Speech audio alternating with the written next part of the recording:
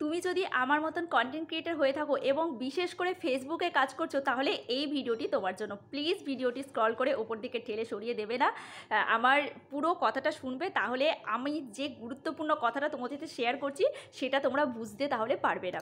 তো চলো মেইন টপিকে চলে যাই, আমি কী নিয়ে আজকে এই ভিডিওটি করছি। বেশ কিছুদিন আগে আমি যখন ব্যাঙ্ক অ্যাকাউন্ট সেটিং করতে যাই, তখন আমার নানা রকমের ইস্যু আসছিল, নানা রকমের প্রবলেম আসছিল, এবং আমি যথারীতিভাবে মানে প্রপারলি ব্যাঙ্ক অ্যাকাউন্টটা সেট করতে পারছিলাম না। তাই জন্য মানে খুব চেষ্টা করেছি, বিশেষ করে আমার হাজব্যান্ড ভীষণভাবে চেষ্টা করেছে, কিন্তু ট্যাক্স ইনফরমেশন যখন দিতে যাচ্ছিলাম তখন সেটা কোনো মতে ফিল আপ করতে পারছিলাম না, একটা ইস্যু দেখাচ্ছিল।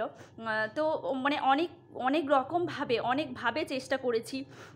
তো যাই হোক, সেটা আমি মানে পূরণ করতে পেরেছি, ট্যাক্স ইনফরমেশনটা সঠিকভাবে আমি ফিল আপ করতে পেরেছি, এবং সেটা যে সঠিকভাবে ফিল আপ করতে পেরেছি মানে সেটা আমি কী করে বুঝলাম, মানে কী করে বুঝবো যে আমার এই ফিল আপটা সঠিক হয়েছে।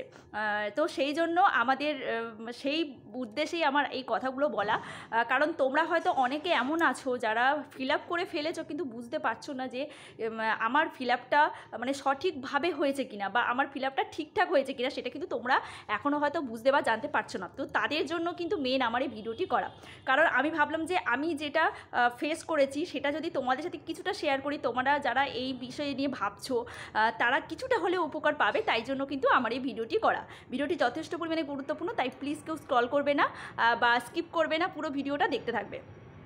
তো আমি যে মানে কী করে তোমরা বুঝবে যে তোমরা সঠিক উপায়ে ট্যাক্স ইনফরমেশনটা ফিল আপ করেছো, তো তার জন্য আমাদের মেন আগে ফেসবুকটা ওপেন করবে। ফেসবুকটা ওপেন করার পর একদম ফেসবুকের মাথার উপরে দেখবে 3 ডট লাইন যেটা আছে সেটাতে ক্লিক করবে। ওটাতে ক্লিক করার পরে তারপরে দেখবে যে ওখানে একটা সেটিংস অপশান আছে, একদম ওপরে সেটিংসের যে অপশানটা ওটাতে ক্লিক করবে। ওটাতে ক্লিক করার পরে তারপরে স্ক্রল করতে করতে নিচের দিকে দেখবে একটা পে আউট বলে একটা অপশান আছে, ওই পে আউট যে অপশানটা ওখানে ক্লিক করবে, এবং ওখানে ক্লিক করার পরে তার মাথার উপরে একদম ফেসবুকের মাথার উপরে আরও একটা সেটিংস অপশান কিন্তু শো করবে, তো সেটাতে ক্লিক করবে। ওটাতে ক্লিক করার পরে যে ইন্টারফেসটা আমরা সামনে দেখতে পাবো, সেখানে আমরা দেখতে পাবো যে W8 বা W9 বলে একটা ভেরিফিকেশান বলে একটা টিক চিহ্ন দেওয়া আছে গ্রিন কালারের। তো এটা যদি থাকে, এটা যদি তোমাদের প্রোফাইলে থাকে, তাহলে তোমরা বুঝতে পারবে যে ট্যাক্স ইনফরমেশনটা সঠিকভাবে ফিল আপ করা হয়েছে। তো এটা আমি কিছুতেই বুঝতে পারছিলাম না, যে বারবার আমাকে ফেসবুক থেকে মেল পাঠাচ্ছিল যে তোমার সঠিক উপায়ে মানে ভেরিফিকেশান হয়নি, বা সঠিক উপায়ে ট্যাক্সটা তুমি ফিল আপ করতে পারছো না। তো আমি অনেকবার চেষ্টা করেছি, বিশ্বাস করো আমার হাজব্যান্ড প্রচুরবার চেষ্টা করেছে। চেষ্টা করার পরে অ্যাট লাস্ট আমার ফেসবুক ওটা W8 ভেরিফিকেশানে আমাকে পুরো ওটা টিক চিহ্ন দিয়েছে, এবং ওটা আমার পুরো ভেরিফাইড হয়ে গেছে।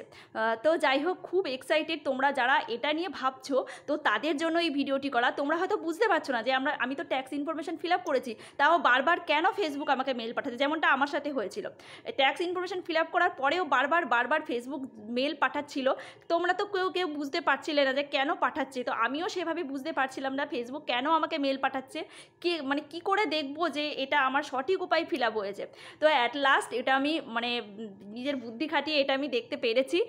তো যাই হোক, এটা খুব ভালো লাগলো যে আমি মানে একটা অসম্পূর্ণ কাজকে সম্পূর্ণ করতে পেরেছি, এবং সেটা যে আমার ভেরিফাইড হয়েছে, এবং এইটা যে আমি সঠিক উপায় ভেরিফাইড করেছি। আমি অনেক কন্টেন্ট ক্রিয়েটার যারা মানে বিভিন্ন রকমের ভিডিও করে, ফেসবুক টিপস সংক্রান্ত যেগুলো ভিডিও করে, তাদের ভিডিও দেখেছি, এবং তারাও ঠিক এই উপায়ে ট্যাক্স ইনফরমেশন সঠিক হয়েছে কিনা এই উপায়টি বলেছে, এবং সেই উপায় আমি দেখেছি একদম সঠিক হয়েছে আমার ট্যাক্স ইনফরমেশন ফিল আপ করা।